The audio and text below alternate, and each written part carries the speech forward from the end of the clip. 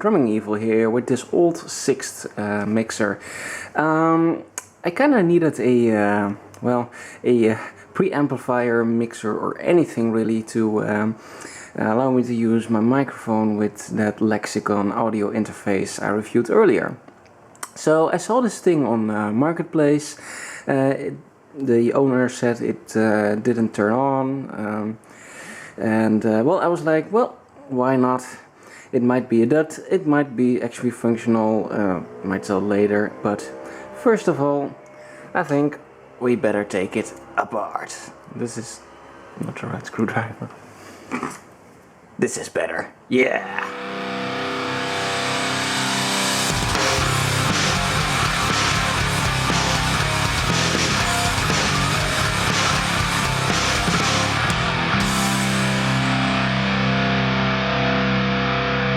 Before I take it apart, let's go over all the functionality it has. It has 8 channels, each with a microphone, balanced input and unbalanced line input. There's a pad button, feels pretty hefty, like that switch behind there is, feels really good. Of course we have a gain with a cliplet. 60 dB gain, so that's good, because that's what I'm going to need for that microphone. We have actually 4 knobs for the equalizer, that's always a good sign. We have the high, mid, and low. Of course we have the monitor mix and the effects mix, pen button and PFL button, and of course the main fader. Now these faders are actually pretty tough to slide. Feel heavier than most sliders I felt on these mixing boards. This one is a bit more loose. And yeah, we're missing two slider knobs and some little caps too, but nothing too bad. What else we have? Of course we have graphic equalizer for the master, which I'll probably only ever use, if I ever use this thing, for live purposes, I suppose. Of course we have the master view meter, master left and right, faders. Let's see, we have the headphones. We have the headphones level, and I'm gonna guess this is to mix between the board itself and the play input here for external cassette recorder. Ooh, it's dirty. Not really sure what this is. It seems to have to do with the effects or something, but or maybe for this, but I'm not sure. Delay, tone, RPT. I have no idea. And this is the effects fader and depth knob I'm gonna show. And this is the pan knob for also effects. This for the monitor. This may be how much effects you want on the monitor, actually. And this is the actual effects settings. Okay, derp. What else do we have on the output section? We have, of course, the master outputs, both balanced and unbalanced outputs. That's kind of cool. We also have the auxiliary input, which is a stereo input. We have the monitor output, and we have an effect send and return. This is also kind of cool. Well, let's see what we got on the back. We have this huge heatsink, because this is an active mixer. Here you see the speaker outputs, and that is 250 watt outputs. That's actually pretty nice. Let's see, and of course we have the AC power input and the fuse. The owner did say that the fuse checked out, it was fine. So obviously something is wrong with the power supply itself. I'm hoping for a loose wire or something stupid. It's easy to be an easy fix, but who knows? Caution. Oh, so dangerous. Do not open, you'll die. to note too, and I'm gonna guess that's because of the age of this thing, it's probably from the 80s or something, is that this paneling on the side is actually wood. So if I can get this thing to work, I might have my partner give it a nice fresh coating of paint, courtesy of everything that's here. So yeah, well, let's get it to work first. Let's go. Looking at the underside, I think this plate and maybe this plate separately will have to be removed. There's a lot of interesting little plastic things here which I can't seem to get off. I wonder if these are for calibrating. And there are little calibration pots behind there, but I guess we'll find out. First it's screwdriver time. Yay. Oops. First back panel has come off. There were 1 or 2 screws missing and different screws in there, so obviously somebody has had a hack at this thing before, which is not very surprising given its probable age. You can already see the main board. This is the master board here. I'm gonna assume this is the VU meter actually. Yeah, it is. Effects, a monitor strip and an effects strip, and all the channel strips right here. Interesting to notice that the faders are actually dismounted on their own with a little plug to the board. This will make servicing them a lot easier because I can just take each individual fader out and treat them well, accordingly, whatever they need. Next problem will be though this second panel, because as you can see, let me rotate the camera, there's a lot of power supply stuff and whatever this is attached to there, and it seems to be one big piece, so taking this off will be interesting. I hope I can just take it off and put it down on the table, but we'll find out. So here it is in all its splendid glory. Now let me just grab a screwdriver. So I can point at it. I point at you. Well, I'm gonna point at you because this is one hell of a transformer. Look at that toroid. Holy shit. This is a pretty beefy beast, which kind of figures because there's 2 power amplifiers here. This is 1 and this is 2, which both deliver 150 watts of musical power. So yeah, I'd expect something hefty in there, but this is yeah, this is my first time seeing something like this. Probably because this is a powered mixer and I never actually had a powered mixer before, so it's I mean this is yeah, box standard channel strips and mainboard and stuff. It's pretty standard, but this is some electronics porn right here. So let's take a bit of a look here. First thing I noticed is somebody obviously had a hack at I think this is the switch, the main switch. I don't see much of an issue here, besides the absolutely shoddy job they did. This, oh, it looks horrible. Might actually reflow this to make it just a bit better. Cables seem fine, as far as I can tell. Something I will check is this relay here. Those can sometimes cause issues when switching. I did hear it when the owner powered it up to demonstrate it didn't work. So it does switch, but well, I'm not sure if it switches properly.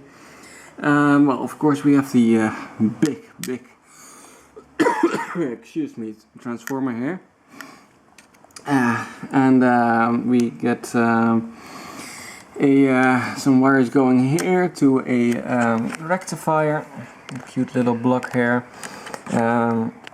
I see a ground wire going here. I'm not sure why it's actually colored as a ground wire, but well, technically there are no user servable parts inside, right? So this is the main power board. It's really hard to see what's going on here, so I'll have a more detailed look when I take this off the frame. You see some, I think these are some cooling fans. Oh, these are some caps here. There's some caps hidden behind this metal sheet here. That's interesting construction. So yeah, obviously we have our rectifier to convert from AC to DC, and then of course two big capacitors to smooth out the output voltage. And then we go to this board here. Let me follow the wires. These go to here, yes. So this is there are gonna be some voltage regulators on here. These two, and this one here, and some more capacitors to smooth out stuff. And then we have some power cables going from here to this board actually. That's interesting. Oops, sorry. Yeah, and some power cables going to the main board. So it seems that the channel strips are directly powered from the power supply board itself, and then the main board actually has a separate bunch of wires going to it for the power supply. Not sure why they split it up, probably for filtering reasons, prevent noise, prevent ground loops, that kind of stuff. But yeah, I don't have a detailed schematic of the thing. I don't have anything at all about this thing. The only thing I did find out that it's probably a copy of a lame mixer with the exact same ID number. Like, it's the exact same mixer, well, on the outside anyways. The only difference is that there's Sixt as the brand and not lame. So even the model number and everything is the same, so that's interesting. So anyways, back to the power supply. There's another power cable going here to what I think is some sort of memory based stuff. It's really hard to see. It's gotten a little bit darker because well, I don't know if you can see, but the weather is changing quite a bit. We're probably gonna have some nice thunderstorm. Yay! So actually, I wonder what this is. Oh, here it says delay B. So this is actually the delay units. That's interesting. Oh, wait a second, this gray cable is... this is the gray cable going to the main board here. Let me see, where is it? Where does it go? No, not to the main board. It goes to actually the front panel knobs we saw earlier with for delay and tone and everything. It's connected all the way from the settings to this board over here, which is the actual delay board, and maybe some tone stuff too. Seeing the 64,000 series on there. It's interesting, and this chip, which is pretty unreadable because of the light now, but I remember something seeing 4,000 something. I'll have to look it up. I'm gonna guess this is an maybe some sort of proprietary delay chip. I didn't see a brand on here, so that's interesting. So some football going on the background. Yay. So yeah, what else do we got? We have the power mixers themselves, power amplifiers, sorry. You see there is 1, 2, 3 and 4 amplifier units, and of course with each their own power resistor, these huge white blocks here. And I'm gonna show these red wires going to the output board here. And this is the final output board. So hard to see. I wish I had more light, but the light was stolen from me by the weather. So that is the entirety of the power supply. So something here is wrong. Is broken, sorry. I don't see any obvious, broken things on first glance. Like I said, it could be this switch because somebody has doubled with it before. Maybe something is broken here. Could be something broken in this relay. You can actually see something interesting here with the relay. Oh, we got some decent light. There we go. This is our relay. You can see the poles there. There.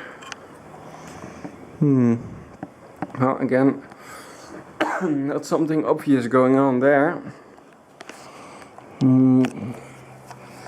I already checked the fuse, even though the owner did say it was working fine. But yeah, the fuse looked perfectly fine. I'll have to measure it later. But let me see, can I get a close up of all this?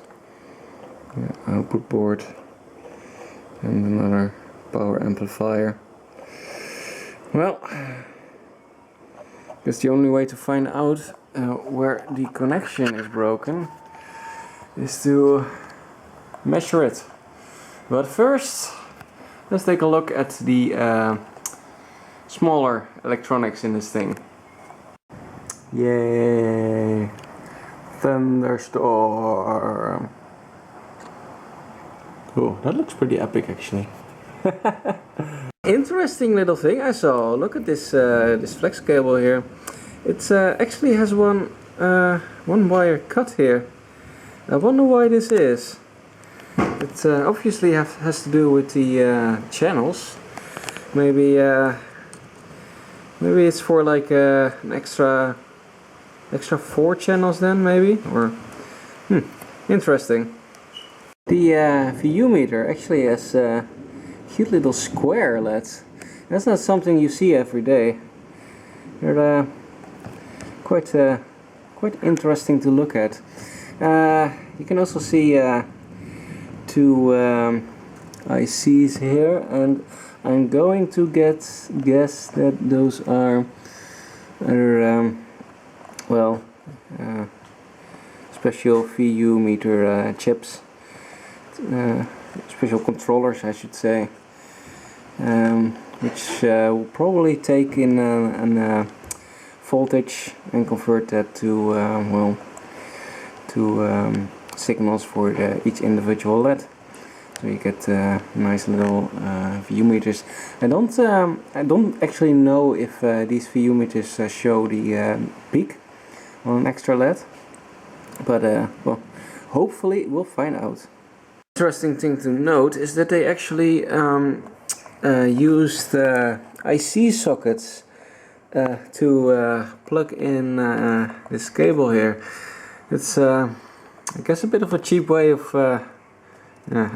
having this, but oh well, let's see what's on the main board. Well, as expected, the main board is all analog stuff too. I'm gonna assume these are all op amps, these ICs here, and here. It's a bit too dark to be able to read the text on there, and the text is also a very dark brown color, which is not very contrasting to black. It makes it really hard to read. Of course, we have lots of connections here and everywhere to other parts of the mixer. to the bottom here, these rainbow colored ones, actually these seem to go to the mostly to the what was this board? This was the monitor board. Yes, there we go. And these seem to interconnect here down to the, sorry for the weird camera angles, gonna have to hold everything, and these seem to connect here to this main equalizer board. This is actually that graphic equalizer that we saw earlier, which is just a bunch of sliding potentiometers. So it's interesting. And it just goes to this main board where all the equalizing magic happens. On further inspections, these are indeed the Key A455B dual op amps. They're everywhere in this thing. They're also on each channel strip. Like here, you can see them. Here's one, here's one, here's one, and that's all of them actually. Not that many. Well, not per strip anyways. In total there's quite a lot of op amps in there. So there you go. And we have a missing screw. There's actually a standoff here, but no screw to it. So apparently this main board has been taken out, or maybe this entire thing has been taken apart at some point. I also found the two main outputs towards the power mixers, again, power amplifiers, sorry. This gray wire and blue wire here coming from the main board actually go to the two power amplifiers here and here. So that's another thing we found, and which will be very useful for testing. It's kind of interesting here that this wire is actually lodged between the pins of this switch right here. I'm not sure if they did that on purpose, or it's very stuck in there. There. Kind of a weird choice, and it actually goes from here all the way to the main board. This is also another main connection. It kind of looks like an afterthought or something, because it doesn't actually have a one of these connectors. So that's a bit interesting. It also seems to be the only wire going from the main board to somewhere else that doesn't have a plug. So yeah, this seems to be like they were like, well, you have to connect this, and I can see they had to connect it to the master potentiometers, the master faders, and it kind of seems like an afterthought. I'm not sure why it's going over here. Maybe I can see what it says here. Can I see this? BND? Not really. Rec. Oh wait, I think this is those RCA connectors right here for a tape recorder. So I'm going to guess that this might be either the pre-fader or the post-fader output of the main board, perhaps, which is sent through this wire to the RCA output. So this is kind of interesting. Maybe it's an input, could also be. I mean, this could be the input towards the fader. So it's a pre-fader input going out. What would make sense? Well, when we look again, can we see what it says here? That this is the rec This is the recording connection, so this is either the pre or post fader output. Well, that's another mystery solved. Oh man, I can't stop looking at this thing mostly. It just looks so badass. I mean, this thing felt really heavy, so I expected some hefty things to be in here, but yeah, I didn't expect this beast. Love it. Just hope we can get it working. Which is something I'll have to do another time, because I first have to get a new multimeter. So, anything else interesting? Well, these faders I will have to check for dirt and dust.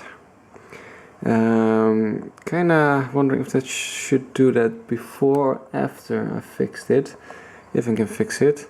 I think I'm gonna see if I can fix it first, as in using a multimeter to measure all these connections, especially on the mains. Then if those are all fine, I'm gonna plug it in, power it on, see if all the power connections, like this one here and of the main board, actually give voltages. I'm not sure what kind of voltages they should be. I could deduce them from looking up these voltage regulators. Maybe one of these voltage regulators is faulty, it happens. So yeah, that would be the first order of business. And yeah, see if there's power applied to these boards. And if there's power applied to these boards, I'll have to actually test the connections themselves. The actual audio parts I will have to test and see if I actually get a signal and see where I don't. And but I'm expecting. Oh, good job, really good job. I'm expecting to either there's something wrong with the mains power supply somewhere loose connection, or maybe the relay, or the voltage regulators. Because again, according to the owner, this thing doesn't power and it doesn't respond to anything. So, but we'll have to filter out the exact issue here. Well, it's fun to look at though.